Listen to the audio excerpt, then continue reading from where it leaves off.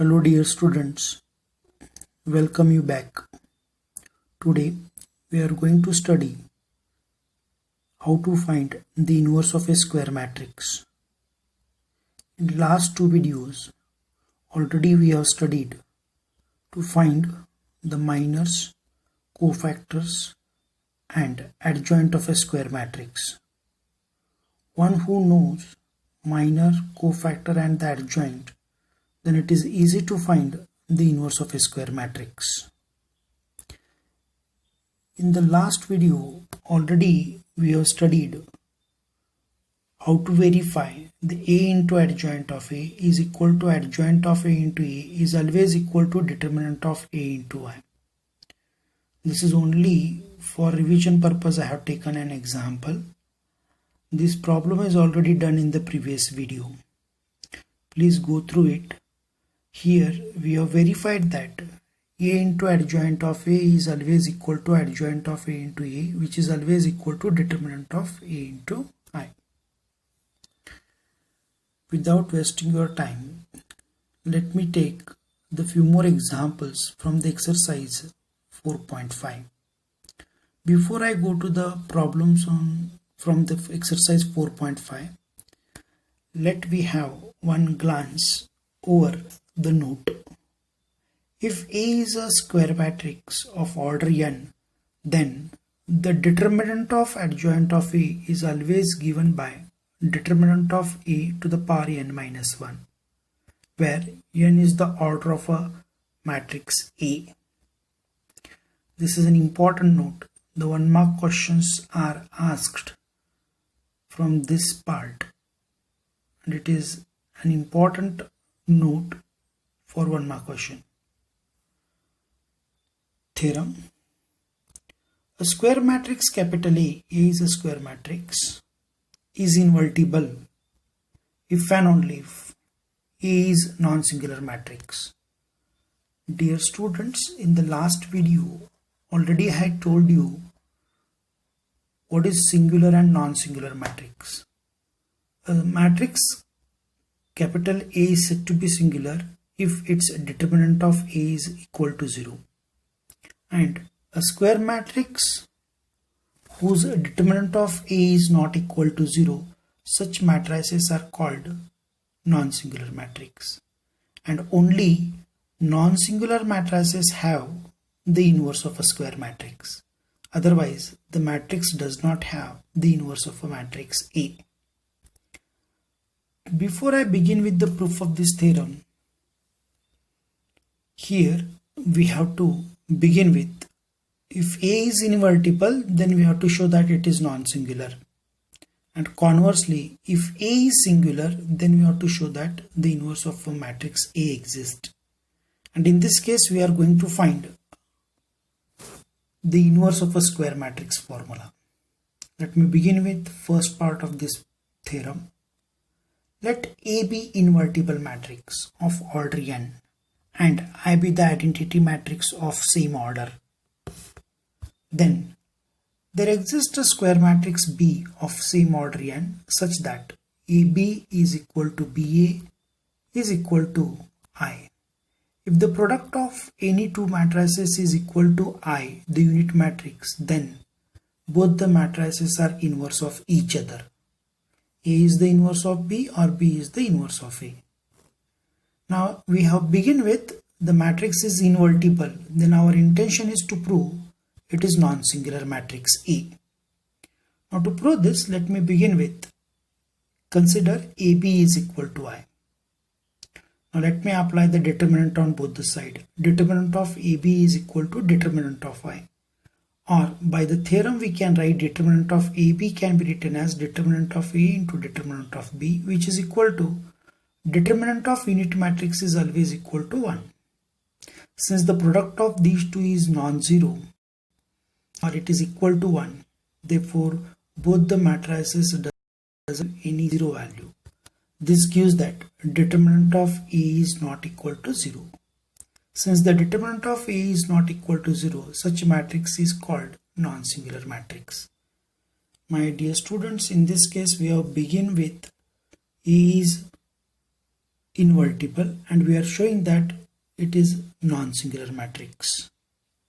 Conversely, let me begin with the determinant of A is not equal to 0, meaning is A is non-singular. Then let me show that A inverse exists. What is the formula to find? Conversely, let A be non-singular matrix. Then determinant of A is obviously non-zero. Now we know that A into adjoint of A is always equal to adjoint of A into A is equal to determinant of I. A into I. Consider A into adjoint of A is equal to determinant of A into I. Now on both the sides, dividing throughout by determinant of A. Therefore it will be A into 1 divided by determinant of A into adjoint of A is equal to determinant of A divided by determinant of A get cancels, we get 1. Dear students, in this case we are getting here as A into 1 divided by determinant of A into adjoint of A is equal to 1. Now I can write A as it is, and determinant of 1 divided by determinant of A into adjoint of A is again a matrix, and that matrix will be denoted by B, and which is equal to I. The meaning of this one is where B is equal to 1 divided by determinant of A into adjoint of A. Now if the product of any two matrices is equal to the unit matrix, then one matrix is the inverse of another matrix. We find that AB is equal to I, where B is equal to 1 divided by determinant of A into adjoint of A. Therefore, here we can say that B is the inverse of A, and B is the inverse of A. B is a matrix inverse of A. It is given by the formula 1 divided by determinant of A into adjoint of A. And B also can be denoted by the notation A to the power minus 1. Therefore, the A to the power minus 1 is given by the formula 1 divided by determinant of A, or it is into adjoint of A, or we can write adjoint of A divided by determinant of A. Dear students, we have a formula here. A inverse is always equal to 1 divided by determinant of A into adjoint of A, or A inverse is equal to adjoint of A divided by determinant of A. Thus, A is invertible. This is the proof of the given theorem. This question is expected in the examination for 3 marks. Now, dear students, in this case we have observed that A inverse will be given by the formula adjoint of A divided by determinant of A, meaning it's a ratio between the adjoint of a matrix divided by its determinant. Now, one who know the minor, he can write the cofactors. One who know the cofactors, he is supposed to write its adjoint, and one who know the adjoint of a given matrix, then A inverse is given by the formula adjoint of A divided by determinant of A. Now let me begin with the examples. Exercise 4.5, question number 5. Find the inverse of each of the following matrices if it exists. My dear students, the meaning of if it exists is determinant of A must be non-zero. If the determinant of any matrix, square matrix, is non-zero, such matrices is called non-singular matrix, and such matrix only have the inverse. The inverse will be given by the formula adjoint of A divided by determinant of A. Now to find the inverse of this matrix, let me check whether the given matrix is invertible or not, or whether it is a non-singular or not. Let the given matrix A is equal to 2 minus 2, 4, 3.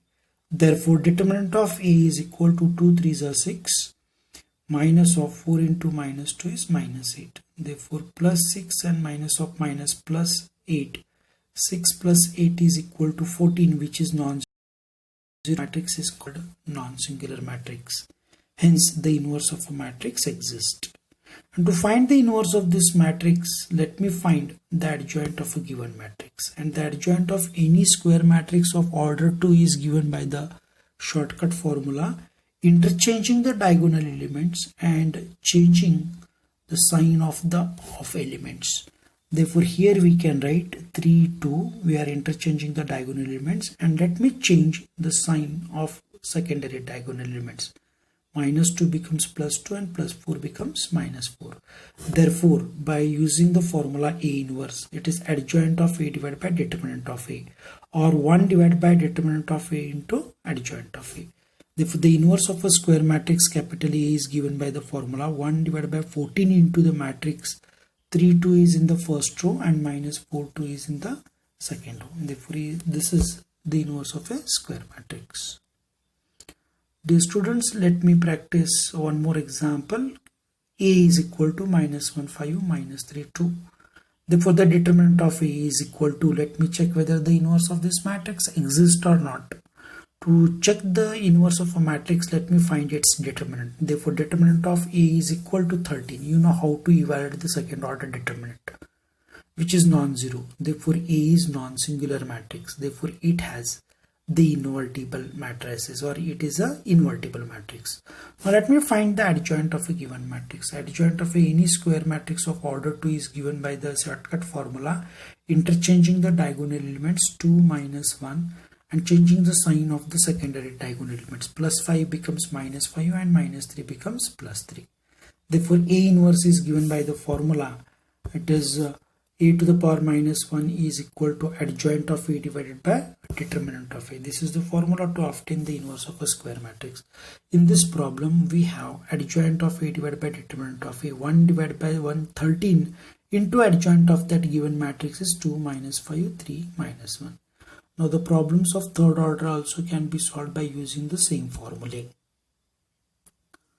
My dear students, let me take the third order determinant to find the inverse of a square matrix. Let the given matrix A is equal to, the elements containing in this are 1 2 3 in the first row, 0 2 4 in the second row, 0 0 5 in the third row. To determine the inverse of the matrix exists or not, let me find its determinant. Since the lower principal diagonal elements are zeros, therefore the determinant of this matrix will be the product of diagonal elements. 5 2s are 10, 10 1s are 10. Therefore, the determinant of A is nothing but 10, which is not equal to 0. Therefore, matrix A is called non-singular matrix. Hence, the inverse of this matrix exists. To find the inverse of any square matrix, one should have, or one should know, the adjoint of a given matrix. And the adjoint of any square matrix is always a transpose of a square matrix. Therefore, let me find the cofactor matrix of a given matrix A. Therefore, the cofactors of these elements of the matrix A are, we write the plus, minus and plus sign first in the first row. Second row elements are minus, plus and minus again, and plus, minus and again plus sign. Now, by using this cofactor formula, we have the elements of the cofactor matrix C. R is equal to, it is 10 0 0 minus 10 5 0 2 minus 4 2. Therefore, the adjoint of any square matrix is given by the transpose of a cofactor matrix. Therefore, in this case, the first row becomes a first column, second row becomes a second column, and the third row becomes a third column. Therefore, the inverse of a square matrix is given by the formula A to the power -1 is equal to 1 divided by determinant of A into the adjoint of a square matrix. This is called inverse of a square matrix of order. Let me begin with the next question. This is also a problem of third order to find the inverse of a square matrix. Let the given matrix A is equal to 2 1 3 in the first row, 4 minus 1 0 in the second row, minus 7 2 1 in the third row. Therefore, the determinant of a given matrix capital A is equal to, the value of this determinant of A is equal to -3, which is non-zero. Therefore, such matrix is a non-singular matrix and the inverse of a matrix exists. Dear students, you know how to find the determinant of the third order. Without wasting your time, let me conclude with this determinant of a matrix A, which is nothing but -3. Now, since the given matrix is a non-singular matrix, therefore it is called invertible. The continuation of the same problem is in the next slide. Now, the cofactor matrix of a given matrix is, here C is equal to, we have the plus minus sign convention to the cofactor matrix, and their elements are nothing but -1 -4 +1, 5, 23 and minus 11, 3, 12 and minus 6. Now if I take its transpose, then I get the adjoint of a square matrix. The row becomes a first column, second row becomes a second column, and third row becomes a third column. Therefore, the A inverse of a matrix is given by the formula A to the power minus 1 is equal to 1 divided by determinant of A. Determinant of A is minus 3. 1 divided by minus 3 or minus 1 by 3 into adjoint of a square matrix. Hence, the solution of a given problem. Let me take the one more question which is expected in the examination for 5 marks. Let matrix A is equal to 3, 7, 2, 5 first row, second row respectively, and B is equal to first row elements are 6, 8 and second row elements are 7, 9. We have to verify that AB the whole inverse is always equal to B inverse A inverse. Let matrix A is equal to 3, 7, 2, 5 in the first row. Therefore, the determinant of A is equal to 3 5s are 15 minus 2 7s are 14, which is 1, not equal to 0. Now let me find out the adjoint of a square matrix of order 2. Since the matrix is of order 2, it is easy to get the adjoint of a square matrix. As I gave the technique to find the adjoint of a second order matrix, interchanging the diagonal elements and change the sign of secondary diagonal elements. And the matrix is given by the formula A inverse is equal to 1 by 1, 5 minus 7 minus 2, 3. Similarly, we can find the inverse of a matrix B. Therefore, the inverse of a matrix B, dear students, this is the notation matrix B here. B is equals to 6, 8, 7, 9. Therefore, the determinant of B is non-zero. Therefore, the inverse of a matrix B exists. And the adjoint of matrix B is given by interchanging the diagonal elements and changing the sign of the off elements. Therefore, B inverse is equal to minus 1 by 2, 9 minus 8 minus 7, 6. Now, dear students, we have to verify that AB the whole inverse is always equal to B inverse A inverse. Let me find out B inverse A inverse. And the B inverse A inverse is always given by minus 1 by 2 into first row elements are 61 minus 87 and second row elements are minus 47, 67. Let me denote this as an equation number 1. Similarly, to find or to prove AB the whole inverse is equal to B inverse A inverse, we already found B inverse A inverse. Let me get it AB matrix. Now the matrix AB is equal to, it is a product of two matrices A and B it is, and their product is AB given by, it is row by column wise multiplication. First row elements are 67, 87. Second row elements are 47, 61. Let me find out the determinant of AB. The determinant of AB is nothing but minus 2. My dear students, the determinant of AB is equal to minus 2, which is non-zero. Therefore, the inverse of this matrix exists. Now, after finding the determinant of a given matrix AB, let me get the adjoint of AB. The adjoint of AB is interchanging the main diagonal elements and change the sign of the off diagonal elements. Therefore, AB, adjoint of AB is equal to, it is 61 minus 47 and second row elements are minus 87, 67. Therefore, AB the whole inverse is equals to 1 divided by determinant of A into adjoint of A. Let me denote this as an equation number 2. From equation 1 and 2, we can say that AB the whole inverse is always equal to B inverse A inverse. With this, I conclude my today's class. If you have any queries, please contact the given below number. Thank you. Stay home, stay safe.